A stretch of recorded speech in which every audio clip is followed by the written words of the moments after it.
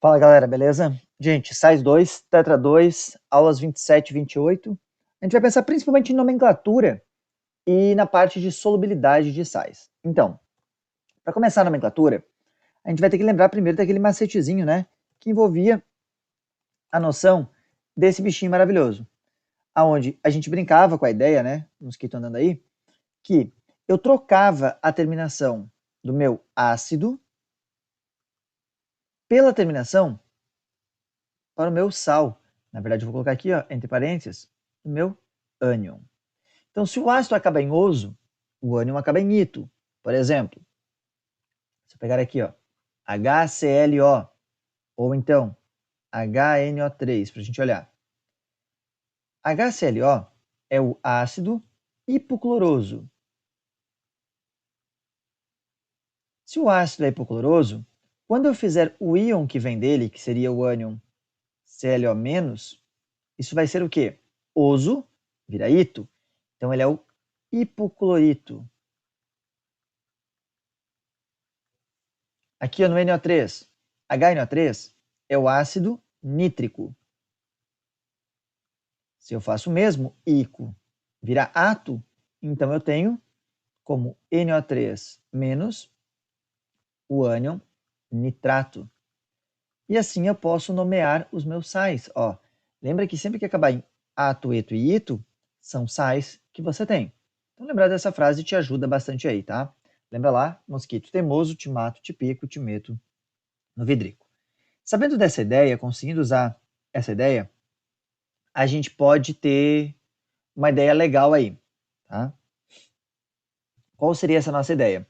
Lembrar dos íons auxiliares. Para os nossos íons auxiliares, está aqui, ó, cada um dos nossos elementos, tá? E esses são os principais elementos que aparecem nos ânions que a gente precisa.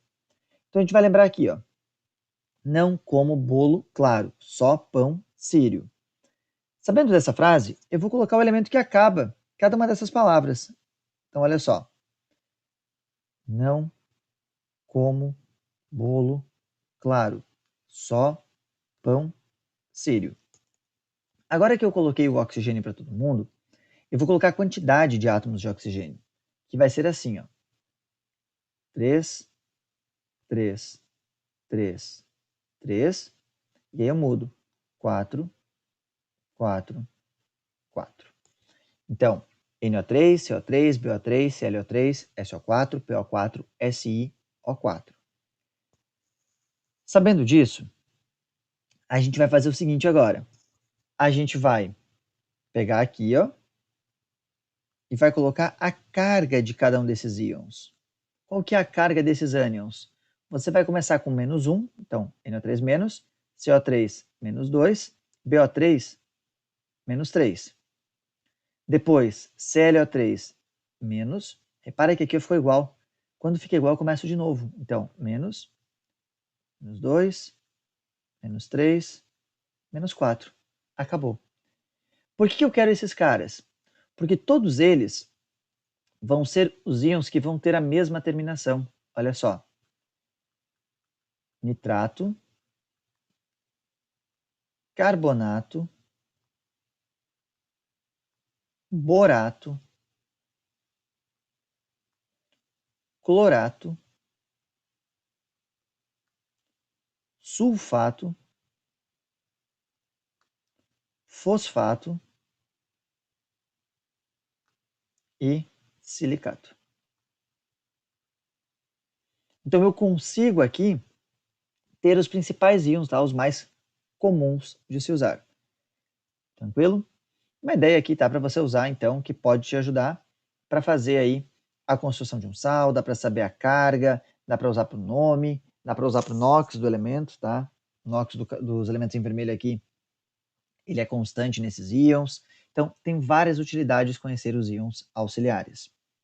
Para nossa primeira nomenclatura, a gente vai nomear sais neutros, que são aqueles que são formados então por um ânion e um cátion, o ânion que veio do ácido e o cátion que veio da base, e a nomenclatura deles vai ser ânion de cátion.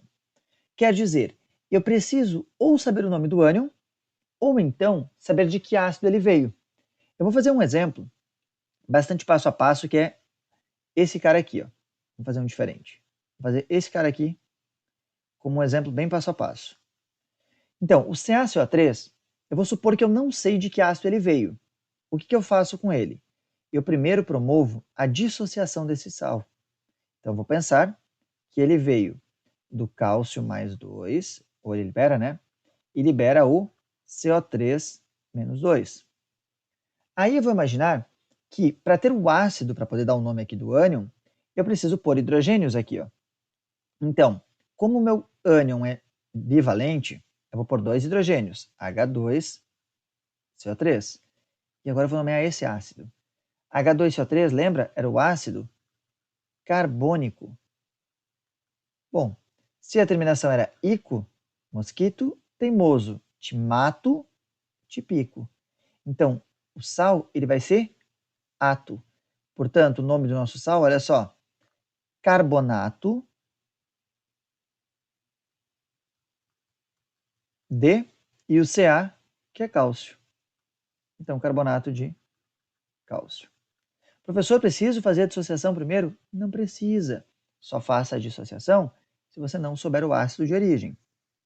Vamos ver os nomes aqui, ó. Eu vou citar qual é o ácido de origem e aí a gente nomeia. Então, primeiro caso, NaCl, vem do ácido clorídrico.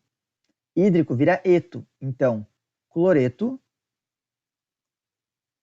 de sódio. Quando a gente olha o de baixo, KBr. Então, Br aqui veio do ácido bromídrico, do HBr. Vai ser brometo de potássio. O CN, ele embora não esteja lá nos íons auxiliares, eu não tenho colocado ele aqui, ó, ele é um íon que é legal você saber, tá? Eu recomendaria ainda conhecer o NH4+, que é um cátion, que é o íon amônio,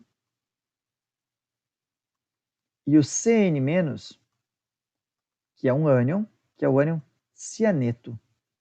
Lembra que ele vem do ácido cianídrico. Então aqui eu tenho o cianeto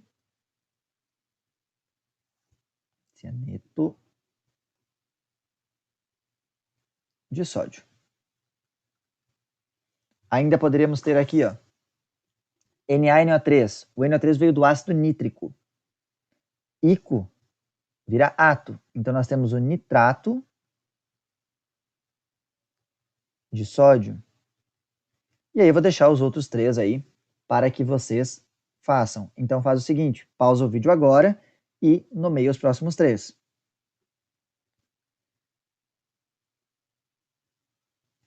Espero que você tenha pausado, você viu que apareceu agora as respostas aí, né? Cloreto de prata, nitrato de amônio e sulfato de cálcio. Então, todos esses sais têm uma característica em comum. Os metais têm NOx fixo. Caso o teu metal não tenha NOx fixo, o que vai acontecer? Você vai trabalhar agora com a nomenclatura com duas possibilidades, ainda dentro de sal neutro. Olha só. Se o nosso sal tem NOx variável, e embora eu esteja usando como exemplo sais neutros, isso vale para qualquer sal, tá? Essa ideia aqui vai valer para qualquer sal. A gente pode dar um nome normal, por exemplo. O Cl veio do ácido clorídrico, então seria cloreto. Ajeita aqui. Então nós teríamos aqui cloreto de ferro. Só que o NOx do ferro é 3, porque tem 3 cloros, então cloreto de ferro 3. Aqui embaixo nós teríamos o cloreto de ferro 2. Só que muitas vezes, ao invés de escrever cloreto de ferro 3 ou cloreto de ferro 2, nós usamos a lógica do equiduoso lá das bases. Então, eu colocaria cloreto férrico para o maior NOx, ou seja, NOx mais 3, e cloreto ferroso para o de menor NOx. Da mesma ideia, tá, de fazer a nomenclatura, faça então o nome para os próximos aí. Mesma forma que a gente fez antes, tá, gente? Faz aí o nome para os próximos. Então, pausa o vídeo e dá o nome dos próximos aí. Bom, se você pausou o vídeo, agora você viu que apareceram os nomes do nada, né? Se você não pausou, fez uma mágica aí de aparecer todos os nomes para vocês. Tranquilo? Então, a ideia de usar o ico e o oso aí, gente, tá? Mesma forma como nós usamos nas bases. Agora nós temos um sais que nós classificamos como hidrogenosal, lembra? Então a gente vai dar o nome dele de duas possíveis formas. Eu vou te recomendar esta aqui, mas também pode aparecer dessa forma aqui. Tá? Então, olha só. NaHCO3, KH2PO4, LiHSO4, CaHPO4. Vamos dar um nome para o primeiro aqui. Ó. Eu tenho um hidrogênio, então eu posso dizer que ele é o monohidrogênio. Tá? CO3 é o carbonato, então monohidrogênio carbonato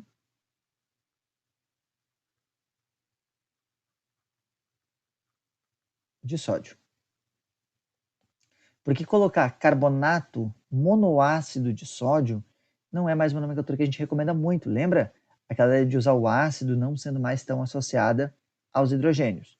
Preciso te mostrar, porque você pode pegar uma questão de vestibular mais antiga que traga isso, mas eu te recomendo saber essa nomenclatura aqui de cima, então eu vou me orientar por ela.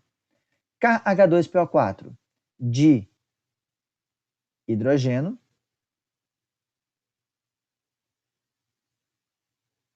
PO4 é o fosfato, então de hidrogênio fosfato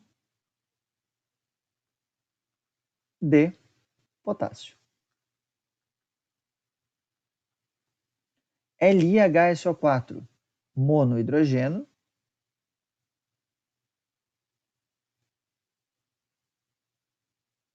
sulfato, SO4 é sulfato,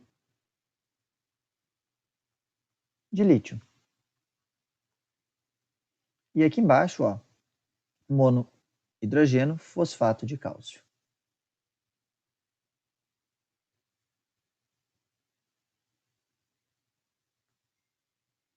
Uma coisa legal é que, em alguns casos, nós temos uns prefixos novos. Tá? Por exemplo, com toda certeza você já viu o NaHCO3 escrito como bicarbonato de sódio. Então, o que acontece? Está aqui. Ó.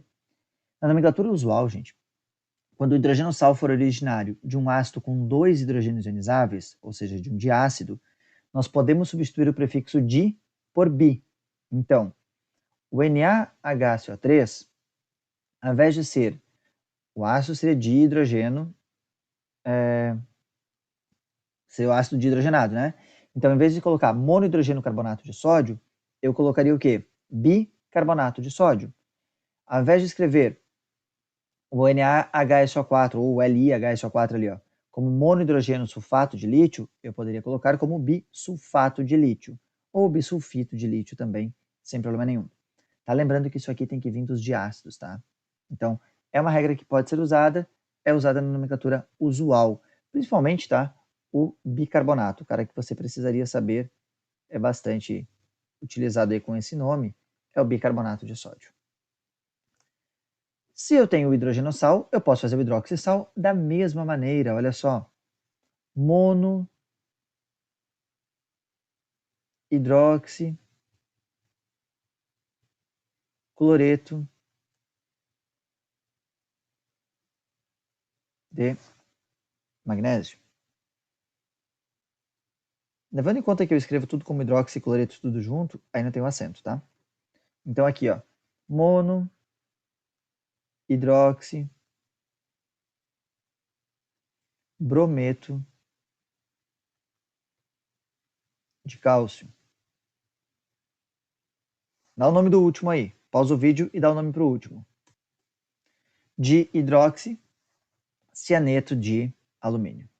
Tá? Então, essa ideia seria da nomenclatura para um hidroxissal, lembrando que são aqueles sais que têm a hidroxila ali no meio. Galera, repara que a química não tem muita criatividade, né? Tem uma hidroxila monohidroxi, tem duas hidroxilas de hidroxi. Tem um hidrogênio monohidrogênio, tem dois hidrogênios de hidrogênio, tem três trihidrogênio. Beleza? E se o meu sal for duplo? Professor, que desgraça é essa de sal duplo? São sais que podem ter dois cátions ou então dois ânions. Por exemplo, olha o primeiro caso aqui, ó, KMgCl3. Potássio e magnésio são metais, então são cátions. Cl é um ânion. Quer dizer, esse cara aqui, ele tem dois cátions, então ele é chamado de sal duplo no cátion. Aí o nome dele vai ser o quê? Cloreto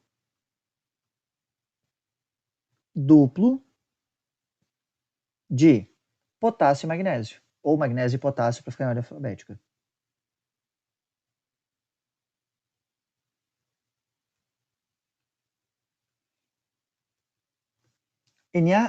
NaCO3, carbonato duplo de sódio e potássio. Ou seria de potássio e sódio, né, se eu quisesse deixar em ordem alfabética. Se eu tenho o duplo no cátion, eu tenho o duplo no ânion, MgClBr. Aí aqui muda. Aqui, ao invés de eu ter que colocar essa expressão duplo D no meio, eu só coloco os ânions primeiro, olha só. Cloreto, brometo de magnésio. E acabou. Ou aqui embaixo, cloro é cloreto, NO3 é nitrato. Então, cloreto, nitrato de magnésio. É bastante comum a gente ver a nomenclatura seguindo a ordem alfabética, tá? Então aqui ficaria carbonato duplo de potássio e sódio. Sais duplos, ou também chamados de sais mistos. Então seriam esses sais com 2 cátions ou com 2 ânions. E a outra nomenclatura que a gente tem seria a ideia de você ter aí os sais hidratados, né? Como, por exemplo, aqui, ó, um sal duplo que está hidratado. Esse composto é chamado de alúmen, ou tá, pedra úmine. O alúmen de potássio, quimicamente, se nós formos dar o nome para ele nessa hidratação aqui, ele vai ser o quê? Sulfato duplo de alumínio e potássio. Só que até aqui eu dei o nome do sal, eu dei o nome dessa parte aqui, ó. E agora eu tenho 12 águas de hidratação. Então, o que eu vou ter que fazer? Eu vou ter que colocar o nome das 12 águas de hidratação. Aí você vai ter que lembrar o numeral para 12, que na verdade é o quê? Dodeca, né? Então, sulfato duplo de alumínio e potássio, dodeca hidratado. No final das contas, gente, é só colocar o número de águas no final do nome. Tá? Então aqui, ó, outro. Sulfato de níquel, 7 é hepta. Hepta hidratado. E aí você tem o nome do composto. Tranquilo?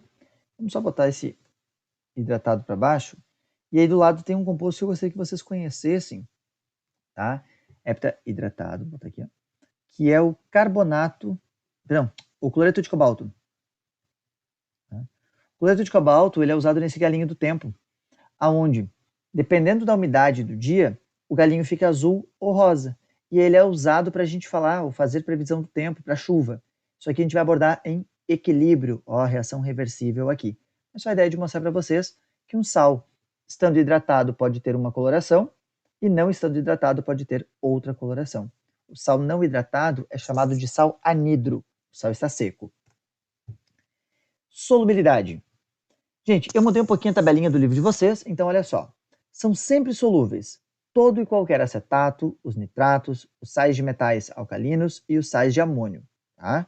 Então aqui, ó, quem são?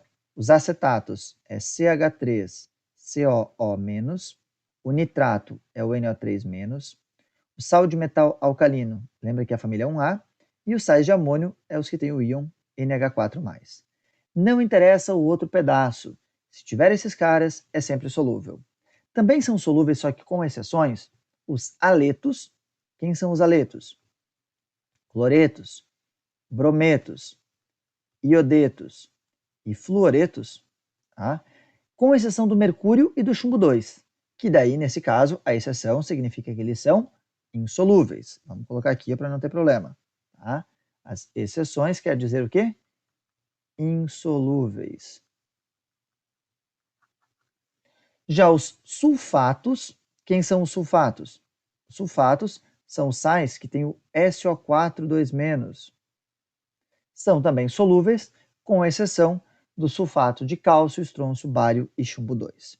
Aqui você resume bem, tá, o caso dos sais com relação à solubilidade para os sais neutros.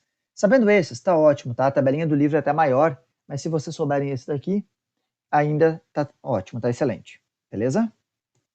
E o nosso último slide aí? O tetra traz, galera, reação de dupla troca nesse momento. Eu até coloquei aqui, mas porque vocês vão precisar para alguns exercícios o esquema. Então lembra que a reação de dupla troca é o quê? O A, que troca de lugar com o C, olha só, o A se liga ao D e o C se liga ao B. Tá? Então vai ficar AB mais CD, vai ficar AD mais CB. Elas normalmente vão acontecer para ocorrer formação de gás, eu até coloquei aqui as 4 substâncias. Isso aqui não é reação de dupla troca, tá? São 3 substâncias, na verdade, né? Que quando formadas, ó, o NH4OH, o H2CO3 e o H2SO3, quando se formam aqui nos produtos, eles rapidamente se decompõem em água e amônia, água e gás carbônico ou água e dióxido de enxofre. E aí, esse gás é liberado para a atmosfera e a reação é deslocada para a direita, para os produtos. Também podemos ter a formação de um precipitado, ou seja, de um sólido. E aí, claro, os compostos lá da solubilidade que a gente falou antes. Coloquei aqui também uma revisãozinha rápida, dizendo dos ácidos, que são solúveis, e das bases, que são solúveis, exceto aquelas que são insolúveis, tá? Deixei aqui para vocês lembrete. E coloquei aqui a tabelinha do livro de vocês. Então, antes a gente falou os essenciais, agora tem a tabelinha bem completa, tá? E se vocês olharem depois essa tabela com calma e compararem com o que a gente fez lá, o que não tem lá é o clorato, o ClO3-, que é sempre solúvel. O resto, tudo que está aqui vocês conseguem encontrar lá na outra tabelinha. E por fim, nós podemos ter a formação de um eletrólito mais fraco que os reagentes, tipo um ácido fraco, uma base fraca ou água. Particularmente, eu vou te falar para não esquentar muito a cabeça com essas reações de dupla troca nesse momento, porque isso aqui volta ainda para a gente na aula 60. O final do nosso tetra 4, na frente 2, são as reações inorgânicas. Simples troca, dupla troca, síntese e análise. Então não se prendam às reações de dupla troca nesse momento. A gente vai voltar a ver elas no final do ano. Tranquilo? Gente, um pouquinho diferente o vídeo de hoje, né? Eu não fiz exercício do tetra. A tarefa de vocês é justamente as questões do tetra e a gente se encontra na sexta-feira para resolvermos aí, tirarmos algumas dúvidas que possa ter acontecido. Gente, abraços, boa semana, bom restinho de semana para todo mundo aí, boas provas de reavaliação para aqueles que estão fazendo, independente da matéria, e a gente se encontra aí na sexta, tá? Grande abraço para todo mundo aí e até a próxima.